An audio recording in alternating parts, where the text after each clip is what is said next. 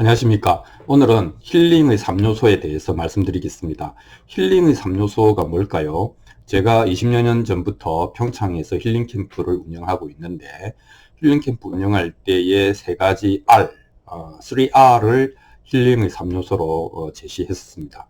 그것은 첫 번째는 리프레시, 두 번째는 리플렉션, 세 번째는 리인라이트먼트, 이렇게 얘기를 했습니다. 리프레시하고 그 다음에 성찰하고 그 다음에 자각, 깨닫는 이 세 가지가 힐링의 3요소다, 이렇게 이야기를 할 수 있겠습니다. 보통 우리가 힐링 그러면 여행 가서 풍경, 좀 맛있는 거 먹고 좋은 경험을 하는 그 감각적인 휴식과 재충전을 의미한다라고 생각하는데, 실제로 힐링이라고 하는 것은 결국 상처를 치유하는 것이니까 리프레시하고 리플렉션하고 리인라이트먼트 하는 것이 이제 힐링이다, 이렇게 이야기를 할 수 있겠습니다. 몸을 리프레시하고 마음, 자기 생각을 리플렉션, 성찰하고, 그리고 총체적인 각성을 하는 이 세 가지를 이야기 드려 보겠습니다. 먼저 몸의 리프레시를 빼놓을 수가 없는데요. 원래 우리 몸은, 그러니까 리라고 하는 거 다 RE가 붙지 않습니까? 그건 뭐냐면 원래 상태가 아니라는 것이죠. 원래 프레시 했다는 것이잖아요. 원래 프레시 했지만 과로나 스트레스 때문에 몸이 지쳐가지고 이제 전형적으로 등이 굽어 있고 허리가 무너져 있는 그런 상태에 많이 있습니다. 이제 그러면 이제 몸의 능률이 떨어지고 이제 생각도 뜨거워지고 머리가 뜨거워지고 생각도 이제 건전한 생각을 하기 어려워지고 뭐 이런 게 있겠죠.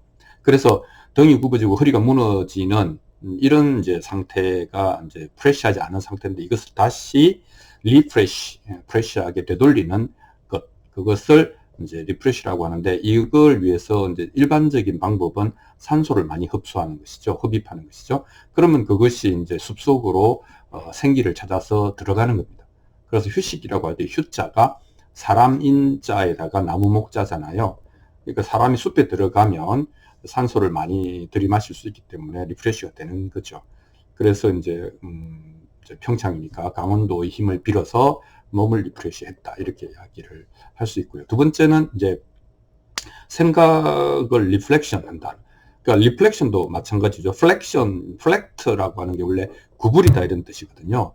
그러니까 생각이 원래 똑 발랐는데, 바른 것이었는데 구부러져 있다, 왜곡되어 있다, 편향되어 있다, 편견을 가지고 있다, 이렇게 이야기를 할 수 있겠죠. 그러면 리가 붙으니까 그걸 다시 반대쪽으로 이렇게 구부려서 바로 편다, 이런 뜻이 되겠습니다. 그러니까 리플렉션이라는 말은 그저 자기의 생각을 들여다본다라는 의미 정도가 아니고, 자기 생각이 어느 정도로 구조적으로 왜곡되어 있고 내가 어떻게 편향되어 있는가를 알아차리고 그것을 다시 펴는 작업까지를 리플렉션이라고 한다. 그리고 거기에서 자신의 편향된 것을 마주보는 것, 마주하는 것, 이것을 이제 직면이라고 해서 confrontation이라고 하죠.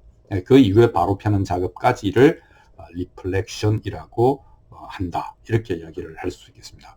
자, 그래서 휴식이라고 했을 때 이 식자라고 하는 것이 숨쉴 식자인데, 숨쉴 식자를 깨보면, 쪼개보면은 스스로 자자에다가 마음심자거든요. 그러니까 뭡니까? 자기 마음을 들여다본다. 즉 자기의 생각이 얼마만큼 왜곡률을 가지고 있는지를 알아본다, 이런 뜻이 되겠습니다. 이렇게 구부러진 것, 왜곡된 것을 바로 편 다음에야 우리가 말하는 as is, 있는 그대로의 사실을 바라볼 수 있게 된다, 이렇게 이야기를 할 수가 있겠습니다.